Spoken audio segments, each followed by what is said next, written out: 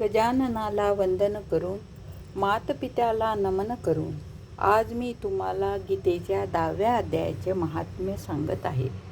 आज निर्जला एकादशी. विष्णू भगवंताला तुळशी दल अर्पण करा, सगळे सुख मिळवा. लक्ष्मी माता तुमच्यावर प्रसन्न होऊन घर धन धान्याने भरून देईल. ओम नमो भगवते वासुदेवाय.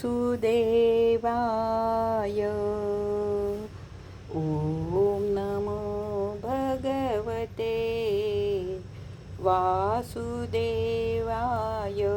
गोपाल कृष्ण भगवान की जय. आपल्या वैभवाचा मुळीच अंत नाही. आपल्या विजया असो अद्वैत भावाने परिपूर्ण असलेल्या बुद्धीच्या योगाने आणि आपण तिन्ही प्रकारच्या मनापासून रहित आहात. आपण जितेंद्रिय असलेल्या भक्तीच्या अधीन राहता. तसेच ध्यानामध्ये आपल्या स्वरूपाचा साक्षात्कार होतो. आपण अविद्याजन्य उपाधिरहित नित्यमुक्त निराकार निरामय निस्सीम अहंकार शून्य आवरण रहित आणि निर्गुण आहात. आपले चरणकमल शरण आलेल्या भक्तांचे रक्षण करण्यास प्रणीत आहेत. आपण भयंकर अशा महासर्पाच्या विषाच्या जलांनी कामदेवाला भस्म केले आहे. आपला विजय असो. आपण प्रत्यक्ष आदी मनाप्रमाणापासून दूर असूनही प्राण्यांच्या स्वरूपात आहात. आपणाला वारंवार नमस्कार आहे. चैतन्याचे स्वामी आणि त्रिभुवन रूप धारण करणारे प्रभू आपणाला प्रणिपात आहे. श्रेष्ठ योगी लोक आपल्या चरणाची आराधना करतात. त्या चरणकमलाला मी वंदन करतो. आपले चरणकमल भाव पाप समुद्र तरुण पार जाण्यासाठी अद्भुत शक्तिशाली आहे. महादेवा साक्षात बृहस्पती सुद्धा आपली स्तुती करण्याचे धैर्य करू शकत नाही. सहस्त्रमुखे असलेल्या नागराज शेषांमध्येही आपल्या गुणांचे वर्णन करण्याचे चातुर्य नाही. तर मग माझ्यासारख्या अल्पबुद्धी असलेल्या पक्ष्यांची काय विषाद आहे. त्या पक्षाचे केलेल्या ह्या स्तुतीला ऐकून मी त्याला विचारले, विहंगा, तुम्ही कोण आहात आणि कोठून आला आहात. तुमचे शरीर आणि हंसाकृती आहे, परंतु रंग मात्र कावळ्यासारखा आहे. तुमचे येण्याचे काय प्रयोजन आहे ते सांगावे.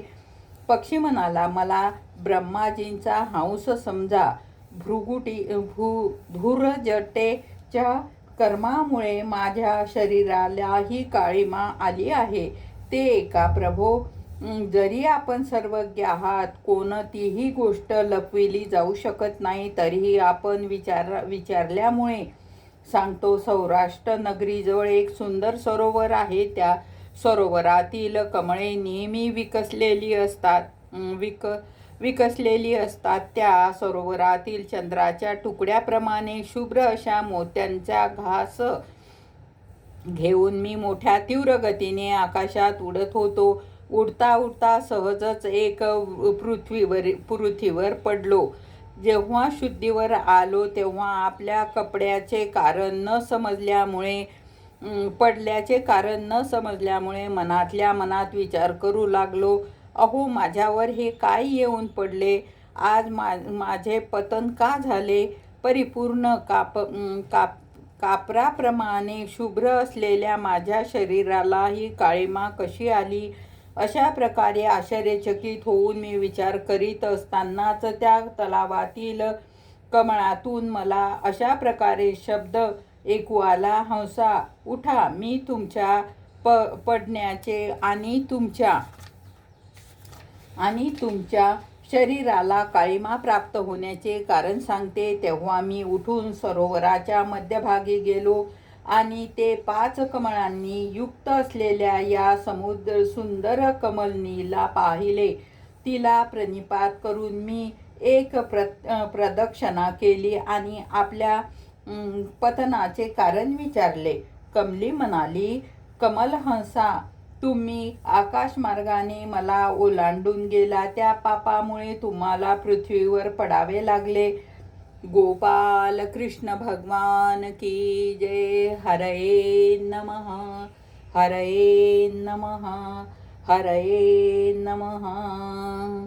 ओम नमो भगवते वासुदेवाय. ओम नमो भगवते वासुदेवाय.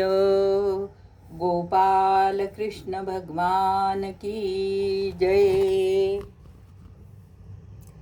सगळ्यांचे दुःख दूर करा बाबा, कृपा करा.